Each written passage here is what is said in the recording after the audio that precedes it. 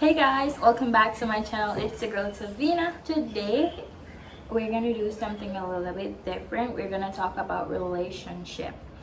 So I'm gonna share some tips with you to help you to have a healthy relationship. So let's hop right into the video.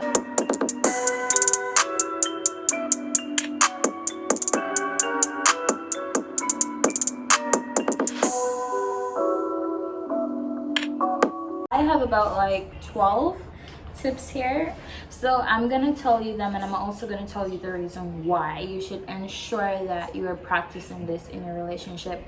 So the first one is to ensure that God is in the center of your relationship. Like, demons are real. People are gonna fight you. All negative stuff like witchcraft and all of those stuff are real. Body, mind, and envy, those things are real.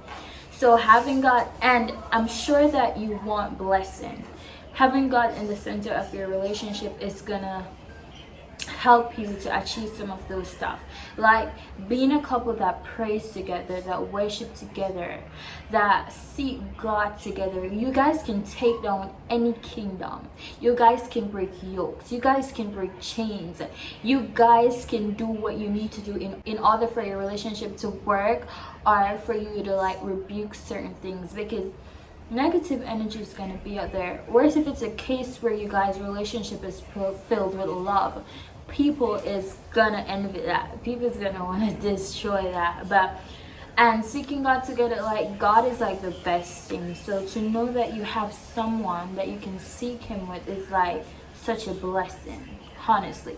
So praying together, you need a blessing, you need God to show up in your life.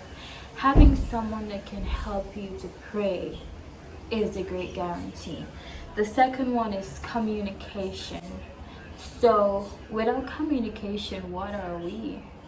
Because if I'm in my relationship and my partner did something I don't like and I don't know how to communicate with him, what's gonna happen? I'm gonna hold that in my heart, and then I'm gonna have attitude towards him or negative feeling towards him.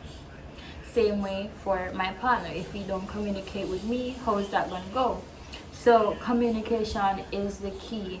And like, if you're about to do something, you have to let the other person know.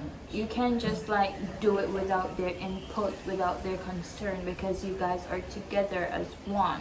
So communication is key. You have to learn how to communicate.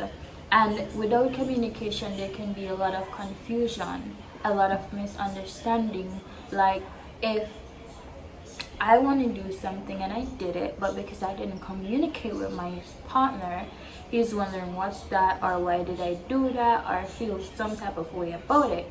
So communication is key. You have to like communicate in order to have that healthy and growing relationship. Number 3 is date each other. So when like you get the man, you get the woman, you feel like saying no need for do and do well. You were doing at first. No, you're supposed to feel that in order to keep that love and that bond and that peace and joy. Date each other. Sometimes you guys can like say, I'm gonna take my girlfriend on a date, or even the girlfriend them or the wife or the fiancés. You guys can bring out your husband or your spouse or your partner. You can do that. So it's not just for the men alone to say, okay, I'm gonna bring him on a date. You as female, you can do that also. So yeah, date each other. That's a great tip. Like, yeah, date each other. And the other one is to start tradition. Like, this one is my favorite, and I did it. Well, I do most of these stuff. Well, I do all of them, the ones that I can do, because I'm in a long distance relationship. So like the next one that I'm talking about is start a tradition. Like, starting a tradition is pretty amazing. Like, we like, just to know that, okay, every Tuesday we're gonna do this, or Fridays we're gonna eat out, or Fridays we're gonna go this place or whatever. Like, you guys come up with something together. That's a great way of having a healthy relationship, knowing that you guys created something together, starting a tradition. That's pretty awesome. The next one is put your phone away at a certain time. Devices can be very, very, very, very distracting, and some person like literally hate when their partner is on phone or being distracted, especially in the time of an important conversation. Like, my partner don't like when I'm on my phone while we're having an important conversation, which I think that is the right thing to do, because those can be distracted. Like, put on the phone, man. Can we bond? Can we spend time with each other? Let's be intimate. Let's get to know each other more. Like, stuff like that. Let me be all over you. If you get what I say. But yeah, sometimes devices can be distracting. So yeah, we need to put away the phones at a certain time in order for us to properly spend time with each other and all of those stuff. So I'm gonna hope and I get them, but I'm gonna ensure God is in the center, communication, date each other, start tradition, and then put away the phone. So the next one I'm gonna do is don't go to bed being angry. This one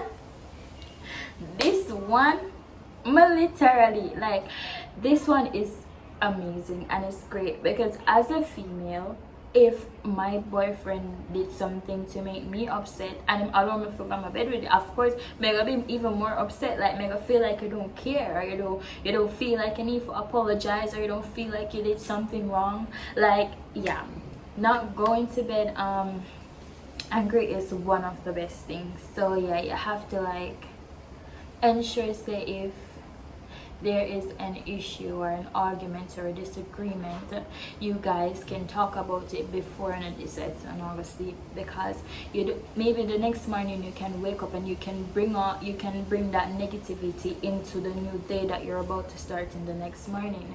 You guys can overthink and then start think one only but stuff and just, so yeah, don't go to bed angry. It's not nice. So the next one is don't go along without being intimate. I know some people are busy, they have to work a lot, and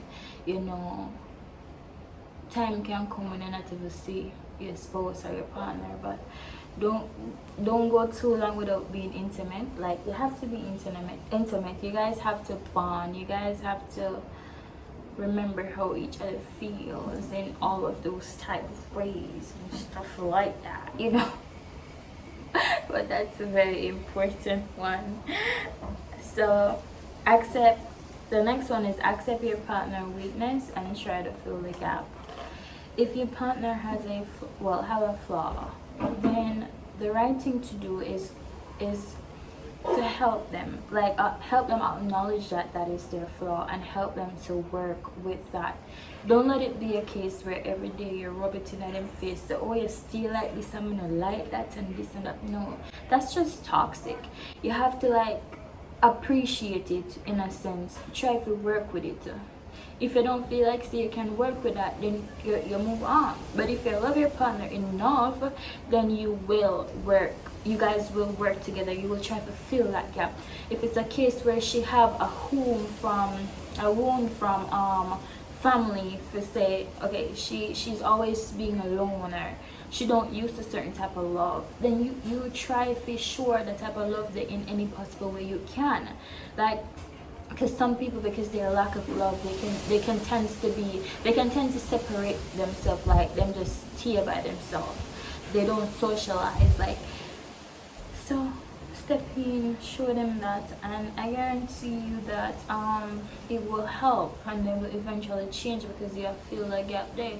But yeah, that's one. And I think in most relationships, or most people have bad attitudes or bad way because they need to heal from something. Yeah. So the next one is speak up. Your partner cannot read your mind.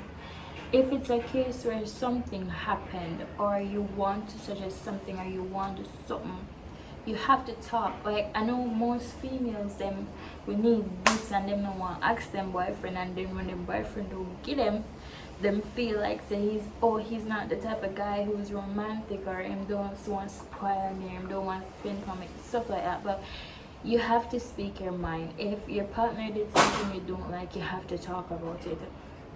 You have to tell them, say, hey, you did this and I didn't like the way that you did that, or what can you do to make it better, or why you not like it. Make sure, so when you go to when you're going to your partner with, like, telling them they have to change something about themselves, you have to let them know why. You have to give them a valid reason.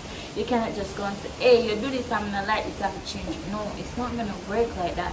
You have to say, okay, this happened, I understand that that's you, but it's not acceptable. Why it's not acceptable? And if he loves you or whatever, you guys can come to an agreement to make it better.